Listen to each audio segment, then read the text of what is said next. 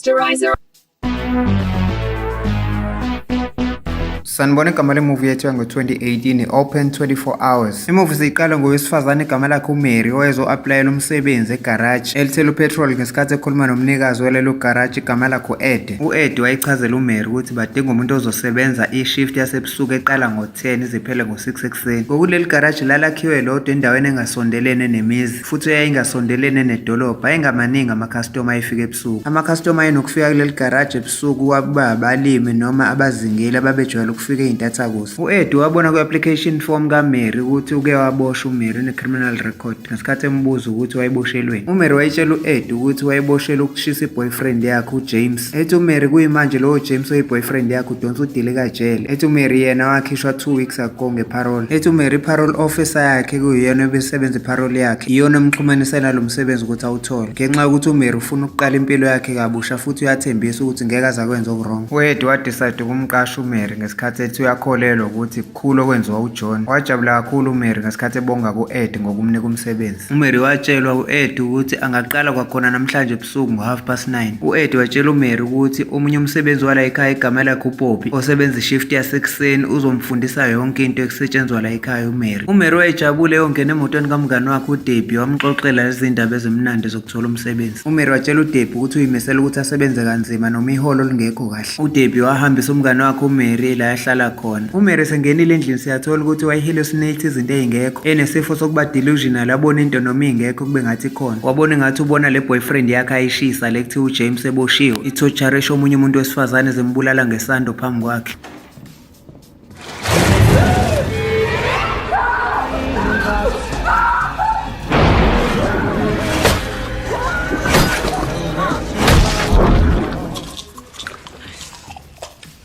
Emva kwalokho kwafika i-parole officer kaMary uTom ezo-check uMary. uTom wayesazi isifo sikaMary se-delusion kodwa wamtshela ukuthi akabongeza isiqiniseko sokuthi uyareporta zonke iy'nsuku. Later ngalolo suku uMary noDebbie bahamba beyodla kwenye restaurant becelebrate umsebenzi omusha kaMary. Kodwa besadla khona lapho uMary waphinde wavukwa yileso sifo sakhe, ebona engathi umngani wakhe uDebbie lo ahleli naye usephenduka omunye umuntu wesifazane usephuma igazi ekhanda lehla ngobuso. He got out.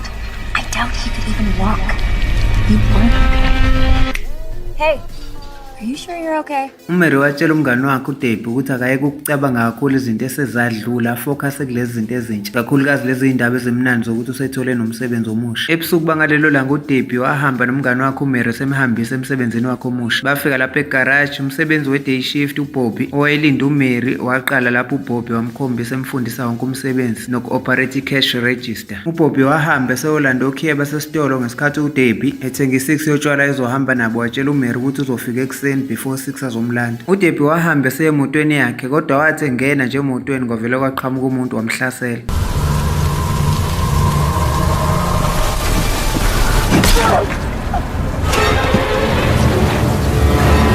uBobby wabuya nokhiyeba sesitolo wabanikeza uMary wasemnikeza nama-phone numbers azowafonela if kunento eyenzekalayo. Waqeda lapho wavalelisa uBobby esehamba wasala yedwa uMary eseqala ishift yasebusuku yedwa. uMary ukufuna ukuyijwayeza nokuyazi indawo waqala wazulazula ngaphakathi, wahamba wayo-check storage room, wadlulela kumaloka. Uthe qeda lapho waphumela ngaphandle seyobhema. Kodwa ngemuva kwakunendoda eyayikade imbukela kude eyayigqoke i-raincoat, ekwathi enganakile uMary yavele yangena ngaphakathi esitolo. ifoni yakuleso sitolo segaraji yakhala. Wayiphendula uMary ifoni, kwakhuluma umuntu wesifazane ebuza ukuthi igaraji lizovala nini. uMary watshela lo mama ofonayo ukuthi igaraji livula 24 hours, kodwa inkinga yaba sekutheni lo mama ulokhu efonile njalo ephindaphinda umbuzo owodwa ebuza ukuthi igaraji livalwa ngasikhathi sini. uMary wathi uma esebuza lo mama ukuthi wayelokhu ebuza umbuzo owodwa, lo mama wasebuza uMary ukuthi uyakuthanda nokubona abantu abafile. Nokuyilapho uMary wamthusa kakhulu umbuzo walo mama wavala ifoni. uMary waphuza ngokushesha iphilisi lakhe zama ukuhlisa i-delusion, wasefonela umngani wakhe uDebbie esebenzisa ifoni yasesitolo ngoba ngokweparole yakhe wayengakavumeleki ukuphatha iselfoni, kodwa ifoni kamngani wakhe yayisikwe voicemail. uMary wahamba eseye-bathroom wazama ukuyogeza ubuso empompini. Kwafika omunye udriver wetruck igama lakhe uLouis wayezothela udizili etruckini yakhe. Ngesikhathi ekhokha uLouis eswapha ikhadi lakhe wayebhizi enza amajoke ngokuthi uMary usizile wafika ngoba sekukhona umuntu omuhle la egaraji usezofika njalo ezowufaka la ekhaya udizili. Kanti uzothi sephuma uLouis akhohle i-credit card yakhe, wathi uyamthathela uMary ethi uzama ukumjaha. uMary sethi uyaphuma esitolo segaraji wavukwa yilesi sifo sakhe, ingathi ubona le boyfriend yakhe ayishise kuthiwa uJames ngathi ivutha umlilo iza ngakuyena. uMary washaya uBobby umsebenzi wala ekhaya ngephutha. uBobby wayekade ebuyela ukuthi azomcheck ukuthi uright since esebenza yedwa ebusuku. uMary wayengayekile ukuxolisa kuBobby noma uBobby wayemtshela ukuthi ayikho inkinga. Ngesikhathi uMary emsula igazi la amlimaze khona, bagcina sebexoxa sekubuzwana nokuthi wayemshisa kanjani uJames. uMary wachazela uBobby ukuthi uJames wayebulala abantu besifazane, wayesebulale 35 wonke. Ethi futhi kwakujwayele ukuthi abulala umuntu wesifazane emalini ezulu njenganamhlanje ngoba kunetha. Uthi uMary wathi ngolunye usuku ethi ubuye emsebenzini wezwa sekunuka ku-basement yasemzini wabo. Uthi wethuka uma ingena kuleyo basement okwakujwayele ukungena khona uJames ukuthi kugcwele amanzi kwi-floor kanti futhi izidumo zalabo bantu besifazane wayeyifaka kulawo manzi anukayo. Ethi uMary ngazizwa ngingena choice ngoba ngangimsaba uJames kanti futhi wangitshela ukuthi uzongibulala abulale nomndeni wami uma ngingatshela amaphoyisa ngalento engiyibonile. Ethi ngelinye ilanga wazi wangiphoqa ukuthi ngimbuke ebulala omunye umuntu wesifazane emcwele kusakusinke emshaya ngesando. Njengaleya mcabango ye-hallucination esike sayibona ekuqaleni kuMary ukuthi yinto esiyakenzeka. Ethi uMary ngendlela engangimsaba ngayo ngavele ngamkhiyela endlini ngamshisa nendlu ngoba ngithi ngifuna aqede ngalento. Ethi uMary kodwa washa kangashona wakwazi ukuphuma abaleke emlilweni kodwa agcine efikile amaphoyisa asibopha sobabili mina naye. Ethi uMary uJames waboshwa udili kajele for ukubulala labantu kanti mina ngaboshela ukuthi ngangawabikeli ngani amaphoyisa kusenesikhathi. Ethi uMary kusukela lapho ngaba nalesi sifo sama-hallucination nama-delusions. Ethi ngoba angikwazi ukuhlukanisa phakathi kwento engisuke ngiyibona yenzeka ngempela nento esuke isemcabangweni ekhanda lami. Ethi ngihlezi ngibabona abantu ababulawa uJames noma kuphi la engisuke ngiyakhona. uBobby wazizwa emdabukela kakhulu uMary emva kokuzwa isitori sakhe nokwathi uma esembona esengcono wavalelisa uBobby wahamba. Esehamba uBobby seyekhaya edrive imoto yakhe yavele yacisha endleleni. Waphuma nethoshi uBobby sethi uyoyibheka ukuthi yini inkinga yayo, yaphinde yaqhamuka leyo ndoda ye-raincoat yamshaya ngesando ngemuva. Yamshaya waquleka. Mase sibuyele esitolo segaraji uMary wathi esebathroom wathi ubheka esibukweni wabona ngathi uJames uyambuka usemva kwakhe, kodwa sathola ukuthi nakhona lapho kwakuseyile imicabango ye-hallucination yakhe uMary. Kodwa waphinde wadideka kakhulu uMary mase ebona etoilet sekuney'nwele zabantu besifazane ey'fana nalezi ay'nwele zabantu ababebulawa uJames.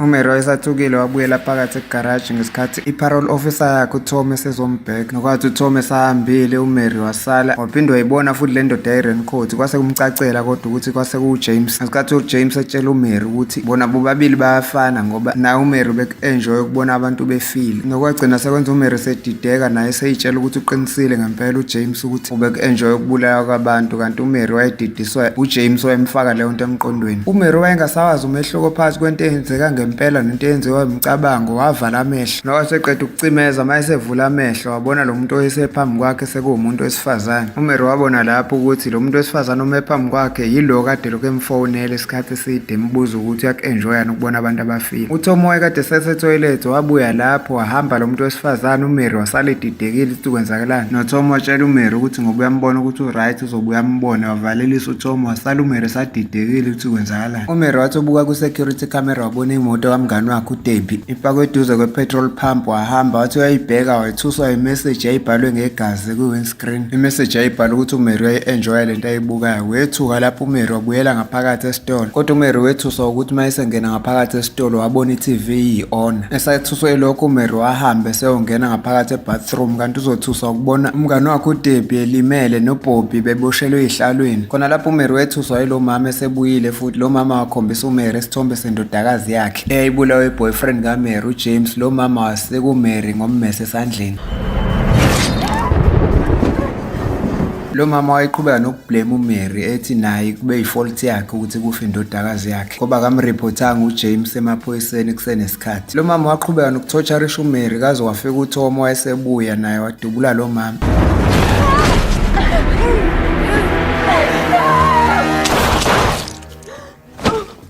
uTom watshela uMary ukuthi into eyenzeke ejele namhlanje ngenxa yesimo sezulu esingesihle kuhambe ugesi kweqe iy'bosho eziwu-7. ithi naye uJames ubekhona kulezo y'bosho ezeqile. uMary wayesathukile watshela uTom ukuthi vele uJames useke wafika la egaraji. nokwathi qeda ukusho njalo uMary wavele waqhamuka ngempela uJames wabahlasela bobabili.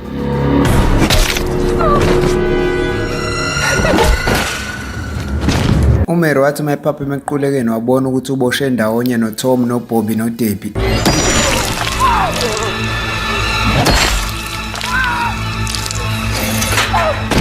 Waqeda lapho uJames itarget yakhe kwase kuDebbie ngesikhathi etshela uMary ukuthi akavumi ukuthi uyamthanda mayefuna ukuthi amiyeke uDebbie angambulali. Wavuma uMary ukuthi uyamthanda kodwa akangasiza ngalutho lokho ngoba uJames wambulala uDebbie khona kunjalo.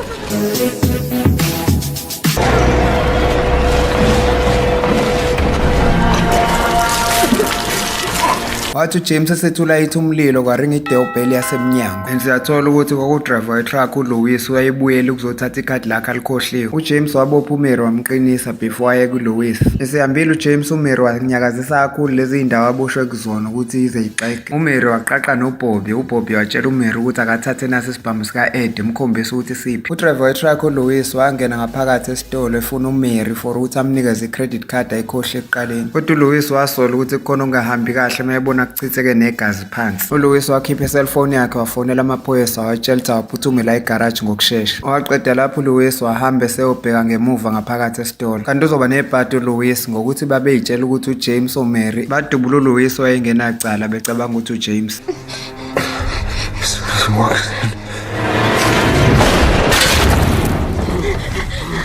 uMary wethuka kakhulu mayebona ukuthi usebulala umuntu ongenacala ngesikhathi uBobby emtshela ukuthi akehlisa umoya uMary ngoba useyobulala yena straight uJames manje. Kodwa khona lapho kwavele kwahamba ugesi kwabamnyama egaraji. Ngaphandle yafika imoto yamaphoyisa ayekade efonele uLouis engakashoni. Kodwa uBobby wayephethe isibhamu washawa uJames ekhanda waquleka. uMary waphuthuma lapho ngaphandle ephoyiseni elalifonele uLouis. uMary walichazela iphoyisa ukuthi umbulali uJames ula ngaphakathi egaraji. Iphoyisa lathi malizwe igama likaJames lathi kuMary akasheshe angene la emotweni ukuze abe safe. Kodwa khona lapho waqhamuka uJames esiphethe lesibhamu kade siphethe uBobby wadubula iphoyisa wambulala. uMary wasuka lapho wabaleka wajikela ehlathini elalingemuva kwegaraji. La afika acosha khona ifosholo ethi uzoyivikela ngalo. Nokwathi mayeqhamuka uJames kanti uMary umcuthelo wamshaya ngale ekhanda.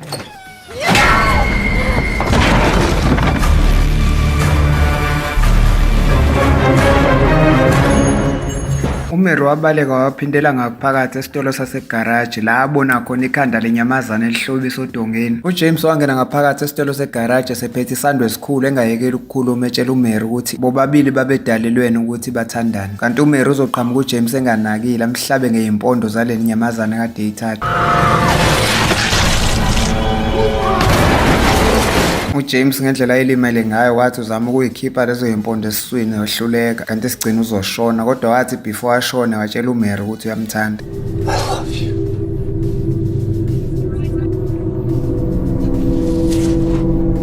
Wahlala lapho uMary kwaze kwasa kodwa wathi ngakusasa ekuseni wethu sokubona ukuthi asikho isidumbu sikaJames nalegazi belichitheke phansi alikho sekuclean phansi. uMary wawuyeka lo msebenzi wasegaraji oyeqalela isaluni entsha kodwa wayeba nenkinga mayethi uyibuka esibukweni abone ngathi uJames umemva kwakhe. Akwenza sigcina singazanga ukuthi lento eyayenzeka egaraji into eyayenzeka noma into eyayisemicabangweni kaMary ngenxa yesifo sakhe sePTSD ayinayo. Siyayibeka lapha namhlanje ungaphuthelwa imuvi elandela esoyi-uploada kungekudala. Siyabonga ngokubukela iSterizer TV. Ukhumbule ukusubscribe nokucindezela ulike kanye nebheli ye-notification ukuze ungaphuthelwa imuvi elandelayo. Kukuzayo la kuSterizer TV.